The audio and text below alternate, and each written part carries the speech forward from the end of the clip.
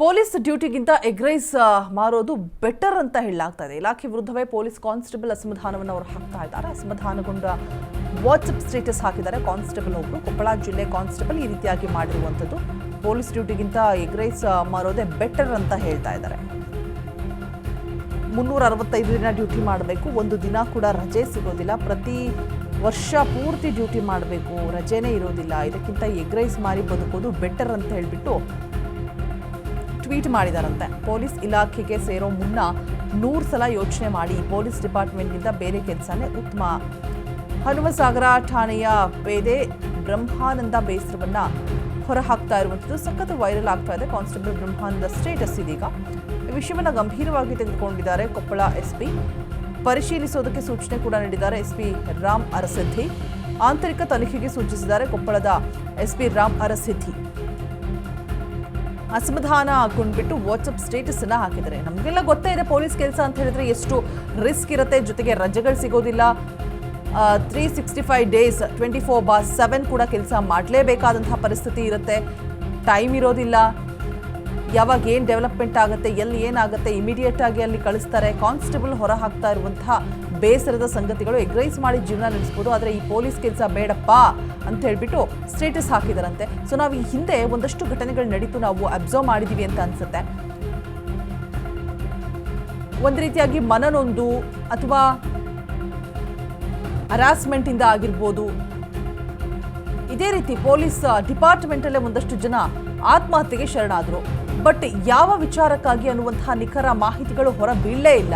So ಈ ವಿಚಾರವನ್ನ ರಜೆ ಸಿಗ್ತಾ ಇಲ್ಲ ನೋಡಿ, ಆತ ಏನ್ ಸ್ಟೇಟಸ್ ಹಾಕಿದಾನೆ, ಎಗ್ ರೈಸ್ ಮಾರೋದು ಬೆಟರ್ ಪೊಲೀಸ್ ಕೆಲಸಕ್ಕಿಂತ ಅಂತ ಹೇಳ್ಬಿಟ್ಟು. ಅಂದ್ರೆ ನಮಗೆ ದುಡ್ಡು ಬೇಡ, ನೆಮ್ಮದಿ ಬೇಕು ಅನ್ನುವಂಥದ್ದು ಇಲ್ಲಿ ಸ್ಪಷ್ಟವಾಗಿ ಕಾಣಿಸ್ತಾ ಇದೆ. ಸೊ ನೆಮ್ಮದಿನೇ ಇಲ್ಲದೆ ಇರುವಂತಹ ಜೀವನ ತಗೊಂಡು ಏನ್ ಮಾಡ್ತೀರಾ ಅನ್ನುವಂಥದ್ದು. ಎಗ್ ರೈಸ್ ಮಾಡಿ ಒಂದು 3 hours ಆಮೇಲೆ ಹೋಗಿ ಮನೆಗೆ ಹೋಗಿ ನೆಮ್ಮದಿಯಾಗಿ ಮಲಗ್ಬೋದು. ಬಟ್ ಇಲ್ಲಿ ಆ ಥರ ಅಲ್ಲ, 365 ಡೇಸ್ ಕೂಡ ನಾವು ಕೆಲಸ ಮಾಡಬೇಕು, ಬೇಡಪ್ಪ ಈ ಜೀವನ ಅಂತ ಹೇಳ್ಬಿಟ್ಟು ತಮ್ಮ ಅಳಲನ್ನು ತೋಡ್ಕೊಳ್ತಾ ಇದ್ದಾರೆ. ಬಟ್ ಒಂದು ಕಡೆ ಮಾಡಲೇಬೇಕು ಕೆಲಸವನ್ನ, ಒಂದಷ್ಟು ಜವಾಬ್ದಾರಿಗಳನ್ನು ಹೊತ್ತಿರ್ತಾರೆ.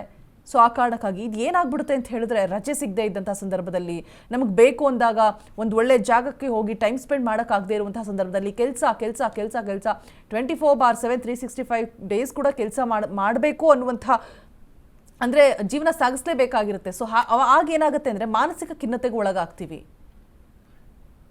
ಪ್ರೆಷರ್, ಸ್ಟ್ರೆಸ್, ಡಿಪ್ರೆಷನ್ ಕೂಡ ಹೋಗುವಂತಹ ಸಾಧ್ಯತೆಗಳಿರುತ್ತೆ. ಆತ ಫಸ್ಟ್ ಸ್ಟೆಪ್ಪಲ್ಲಿ ನೋಡಿ ಈ ಥರ ಆಗ್ತಿದೆ ಅಂತ ಹೇಳ್ಬಿಟ್ಟು ತಮ್ಮ ಅಳಲನ್ನು ತೋಡ್ಕೊಂಡಿರುವಂಥದ್ದು. ಇದು ಸಿಕ್ಕಾಪಟ್ಟೆ ವೈರಲ್ ಆಗ್ತಾ ಇದೆ ಕೂಡ ಆತ ಹಾಕಿರುವಂತಹ ಸ್ಟೇಟಸ್. ಇದನ್ನ ನಿಜಕ್ಕೂ ಒಂದು ಚಿಕ್ಕ ವಿಚಾರ ಅಂದರೆ ಈಸಿಯಾಗಿ ತೆಗೆದುಕೊಳ್ಳೋಕೆ ಸಾಧ್ಯನೇ ಇಲ್ಲ. ಬಿಕಾಸ್ ಇದು ನೆಕ್ಸ್ಟ್ ಸ್ಟೆಪ್ಪಲ್ಲಿ ಯಾವ ಹಂತ ಬೇಕಾದರೂ ತಲುಪಬಹುದು. ಹಾಗಾಗಿ ಮೊದಲನೇ ಹಂತದಲ್ಲಿನೇ ಆಗ್ತಾ ಇರುವಂತಹ ಸಮಸ್ಯೆಗಳೇನು, ಯಾಕೆ ರಜೆಗಳು ಸಿಗ್ತಾ ಇಲ್ಲ, ಆಲ್ಟರ್ನೇಟಿವ್ಸ್ ಯಾಕಿಲ್ಲ, ಇದೆಲ್ಲವನ್ನು ಕೂಡ ವಿಚಾರಿಸಿ ಏನೋ ಒಂದು ಬೆಟರ್ ಒಂದು ರೀಸನನ್ನು ಹುಡುಕಿ ಏನು ಸಾಧ್ಯ ಆಗಬಹುದು ಆ ಒಂದು ಸೊಲ್ಯೂಷನನ್ನು ಕೊಟ್ಟರೆ ಮುಂದೆ ಆಗುವಂಥ ಅನಾಹುತಗಳನ್ನು ತಪ್ಪಿಸ್ಬೋದು ಅಂತ ಹೇಳ್ಬೋದು. ಬಿಕಾಸ್ ಆತ ಮನನೊಂದು ಹಾಕಿರುವಂತಹ ಸ್ಟೇಟಸ್, ಎಗ್ ರೈಸ್ ಮಾಡೋದು ಬೆಟರ್, ಈ ಡ್ಯೂಟಿ ಬೇಡಪ್ಪ ಅಂತ ಹೇಳಿಬಿಟ್ಟು. ಬಟ್ ಅನಿವಾರ್ಯತೆಗಳಿರುತ್ತೆ, ಜವಾಬ್ದಾರಿಗಳಿರುತ್ತೆ, ಮಾಡಲೇಬೇಕಾಗಿರುತ್ತೆ. ಕೊಡಿಯಲ್ಲ ರಜೆನಾ, ಆಲ್ಟರ್ನೇಟಿವ್ ಹುಡುಕ್ಬೇಕಲ್ವಾ. ಮನನೊಂದು ಹಾಕಿರುವಂತಹ ಸ್ಟೇಟಸ್, ಎಗ್ ರೈಸ್ ಅಂಗಡಿನೇ ಬೆಟರಪ್ಪ